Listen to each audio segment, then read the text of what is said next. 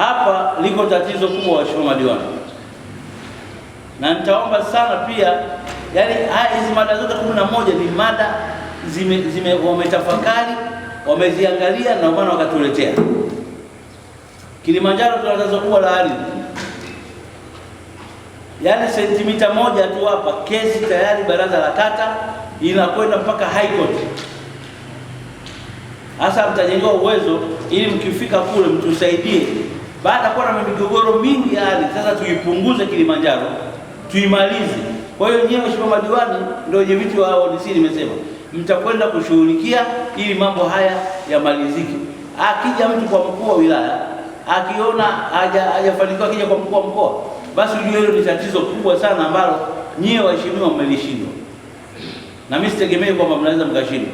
Hivi vile mtajengewa uwezo kuhusiana na maadili ya madiwani, hususan misingi, na kutambua nafasi yenu kama viongozi wa kuchaguliwa, mkizingatia nidhamu, uadilifu, kuepuka migogoro na maslahi na kulinda heshima ya nafasi zenu. Ukishakuwa diwani, wewe ndio kioo cha jamii, si ndio jamani? Hatumtegemei diwani kwenye kata yeye ndio anafunga baa. Mali si ziko zile sheria, kuna leseni baa saa ngapi baada saa za kazi, alafu sisi za kawaida ni saa ngapi? Saa 5, saa 4. Hasa mpaka mheshimiwa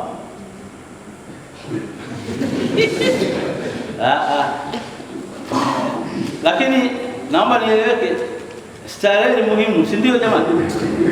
Unafanya kazi unakwenda, hiyo ni muhimu, lakini sio kupitiliza. Maana wale wananchi wa ile kata ile wamekuamini wewe ndio utasimamia, utawaongoza kila kitu. Sasa wewe ndio unakuwa tena ndio hivyo anafunga. Kwa hiyo hapa kwenye maadili hapa lazima tuhakikishe tunakuwa mstari wa mbele. Mafunzo haya ni muhimu kweli kweli, yawe mwongozo kwenu na utendaji wa kazi, na utekelezaji wake utawajengea imani kwa wananchi na kwa wilaya yenu ya Same. Mafunzo haya ni muhimu sana kwa waheshimiwa madiwani.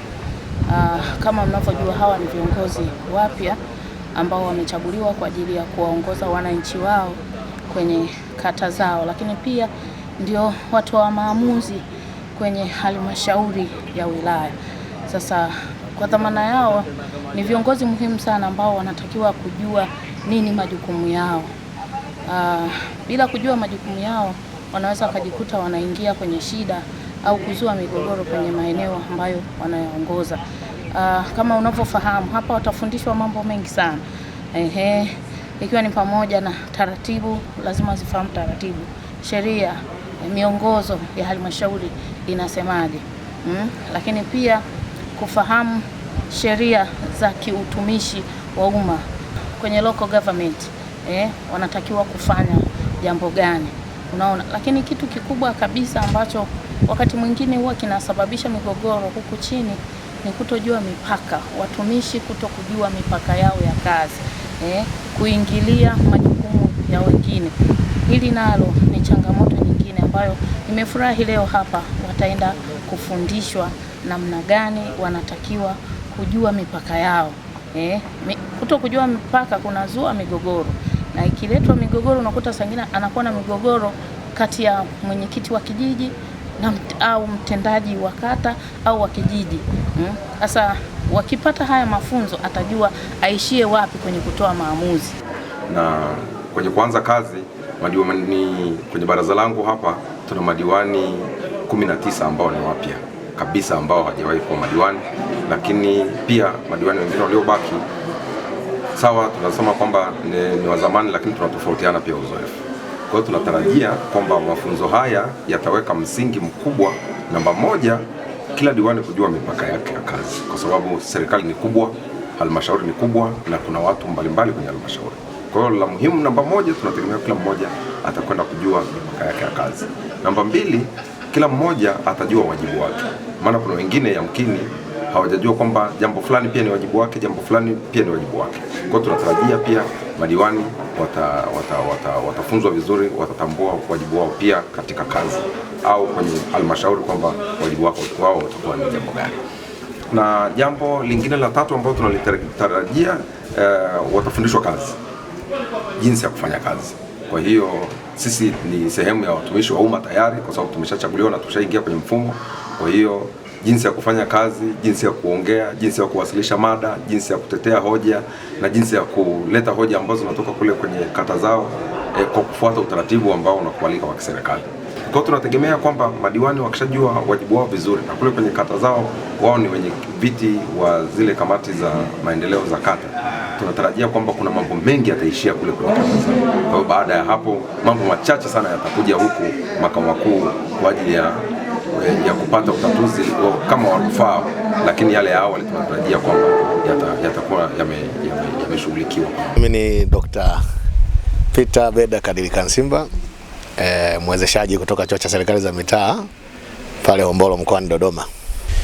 Sasa kwa nini mafunzo haya yanafanyika? Sababu kuu ya msingi ni kwamba unajua kila baada ya uchaguzi basi kuna madiwani waliokuwepo wanaendelea na kuna wengine wapya wanaendelea, na kuna baadhi ya sehemu tumeenda zaidi ya 50% unakuta ni madiwani wapya. Sasa kama mnavyojua, sifa moja wapo ya udiwani ni kwamba ni mtu tu yoyote anaweza kugombea mwenye shughuli zake binafsi.